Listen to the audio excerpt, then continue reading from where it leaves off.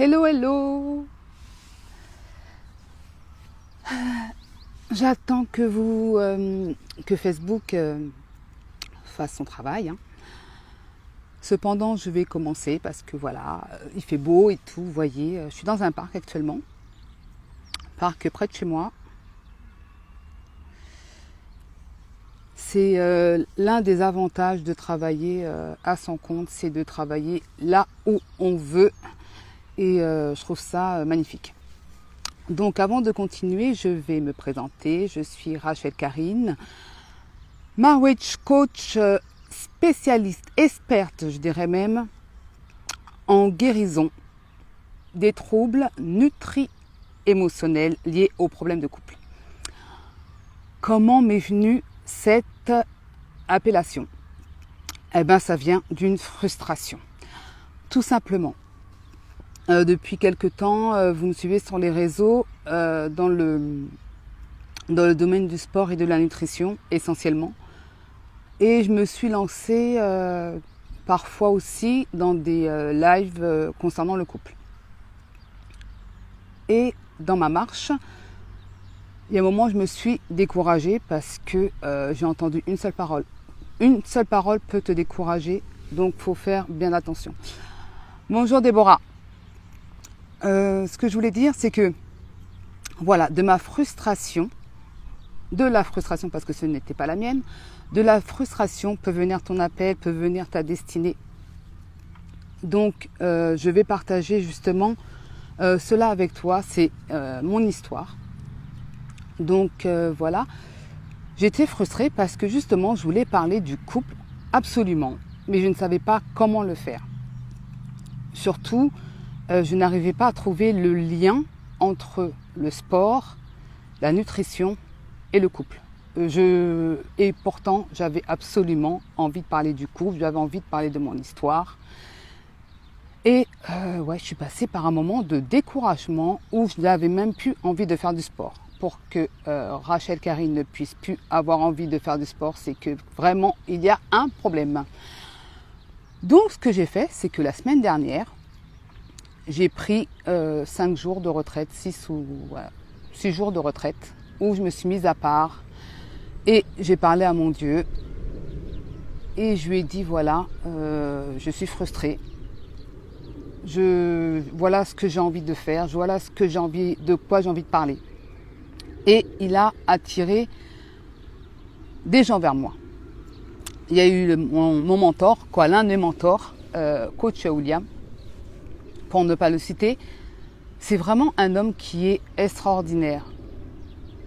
Il est vraiment extraordinaire dans le sens où il est tellement généreux. C'est vrai qu'il est grand. La première fois que je l'ai vu, il fait au moins 2 mètres. Il est tellement généreux que c'est divin. C'est divin. Il est vraiment exceptionnel. Pas parce que c'est l'un de mes mentors, mais vraiment c'est un homme exceptionnel parce que il n'a jamais lâché, il ne m'a jamais lâché.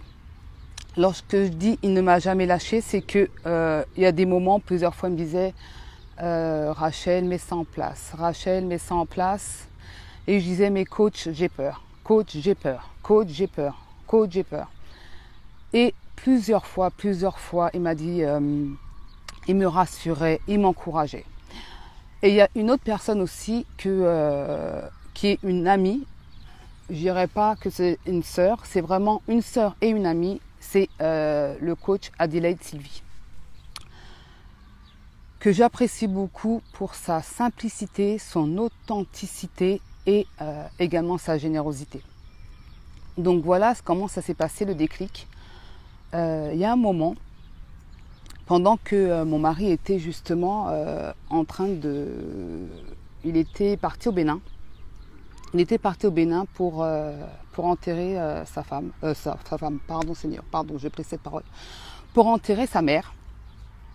Et bonjour coach William, il était parti enterrer sa mère.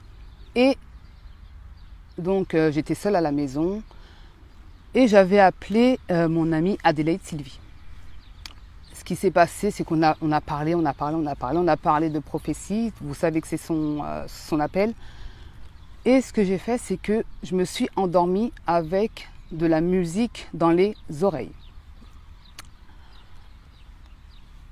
Ce qui s'est passé, comme par hasard, il y a des paroles quand même qui... Bref, anyway, je continue, je poursuis.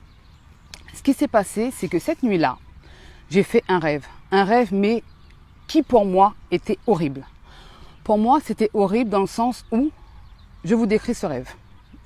Je vais le faire en cours, en la version courte. Ce qui s'est passé, c'est que j'ai vu des femmes noires, antillaises ou pas, en tout cas c'est des femmes noires. Et elles hurlaient. Et chacune avait un couteau et elle se poignardait elle-même, d'accord? Elle se poignardait elle-même. Et elles hurlaient. Ce que j'ai fait, c'est que je voulais savoir pourquoi elles hurlaient. Alors j'ai couru. Et j'ai vu ma mère allongée qui tenait ma petite Éden, ma fille. Et ma fille avait également un couteau dans son ventre. J'ai couru. Et ce que j'ai fait, c'est que j'ai enlevé le couteau, j'ai posé ma main sur son ventre pour enlever l'hémorragie. Et elle m'a dit, maman, ça va aller. Elle a eu un sourire, elle m'a fait, c'est fini, ça va aller. Ce que j'ai fait, c'est que j'ai pleuré parce que j'étais seule, il y avait pas mon mari était au Bénin. J'ai pleuré. Et mon idée m'a dit, appelle, c'est le Saint-Esprit, j'en suis certaine, le Saint-Esprit m'a dit, appelle Adélaïde. Ce que j'ai fait, j'ai exécuté, il était 4h du matin. Donc 4h du matin, tu appelles quelqu'un, tu te dis, ok. Et je pleurais. Et Adélaïde, elle me dit, qu'est-ce qui se passe? Et je lui raconte mon rêve. Et elle me fait, voilà ce que veut dire ce rêve. Et le Seigneur, c'est ce qui est bon, c'est que ce n'est pas simplement Adélaïde, c'est le fait que ça m'ait été confirmé dans la parole. Voilà ce que voulait dire ce rêve. C'est qu'à partir de moi, l'hémorragie concernant les divorces, concernant la femme insoumise, concernant tous les dégâts qu'il y a dans les foyers antillais, stop à partir de moi. Et ma fille, je sais que pour elle, son destin est entre les mains de Dieu. Je sais qu'elle va vivre un mariage superbe heureux, que ce sera une fille soumise, qu'il n'y aura plus ça dans la famille. Et je rends vraiment grâce à Dieu parce que à travers cela, ça m'explique qu'il y a une concordance entre le mariage, la nutrition et le sport. Pourquoi? Dans mon mariage, j'ai eu des problèmes, comme tous les couples, ok? Ce qui s'est passé, c'est que j'ai commencé à faire de la boulimie. Mais personne ne le voyait. Personne ne le voyait parce que je ne prenais pas de poids. Pourquoi je ne prenais pas de poids? Parce que je faisais énormément de sport. Je passais peut-être 5 heures dans des salles de sport. Donc effectivement, même si tu fais des crises de boulimie et tu fais 6 heures de sport, je ne prenais pas de poids, ok? Mais j'ai eu quand même des conséquences. C'est que ma glande thyroïdienne ne fonctionnait pas normalement. Donc j'étais en hypothyroïdie. Mais effectivement, je ne prenais pas de poids, donc même le médecin que j'avais été voir ne trouvait pas ça normal, puisque normalement quand vous êtes en hypothyroïdie, vous gonflez, vous êtes grosse quoi. Et moi j'étais toujours 38-40, donc c'est un poids, c'est une taille normale pour une femme de ma corpulence, de ma taille. Et voilà comment aujourd'hui, parce que j'étais vraiment frustrée, j'ai fait je ne veux pas simplement parler de sport. Je ne veux pas parler simplement de sport. Je ne veux pas parler non plus que de la nutrition. Je veux parler absolument du couple. Parce que il y a beaucoup de couples qui souffrent. Il y a beaucoup de couples qui divorcent. Et j'en ai assez de voir ces situations, de voir ces couples qui partent en vrille, voir tous ces divorces. Je suis fatiguée. J'étais vraiment fatiguée. Et encore une fois, j'ai appelé mon amie Adélaïde, Sylvie, qui m'a aidé justement à mettre tout ça en place.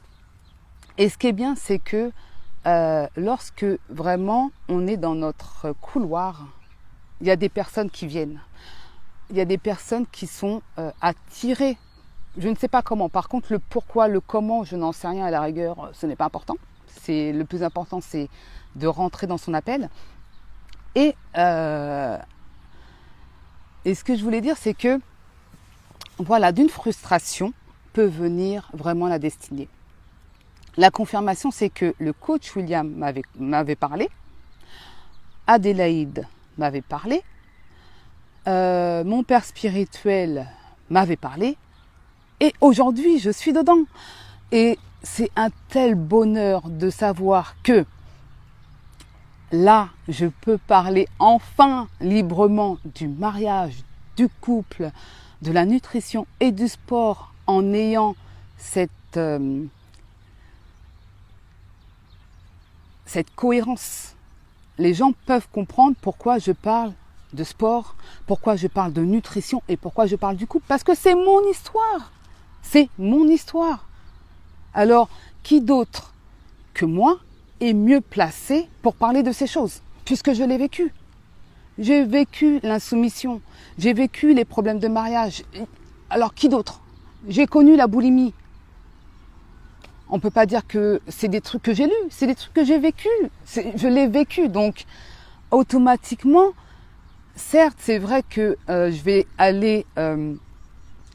c'est pas parce que je l'ai vécu que ça y est, je vais m'arrêter de lire, je vais m'arrêter de regarder des vidéos ou quoi aux caisses. Non, bien au contraire, c'est maintenant qu'il faut que je continue de regarder tout ce qui concerne les relations de couple, tout ce qui concerne la boulimie, tout ce qui concerne l'hyperphagie, parce qu'il y a la boulimie là où on se fait vomir et l'hyperphagie où on continue de manger mais on ne se fait pas vomir. Ce qui était mon cas, c'est que, ok, je faisais de la boulimie, mais je ne me faisais pas vomir. À part si peut-être 2 fois. Oui, 2 fois.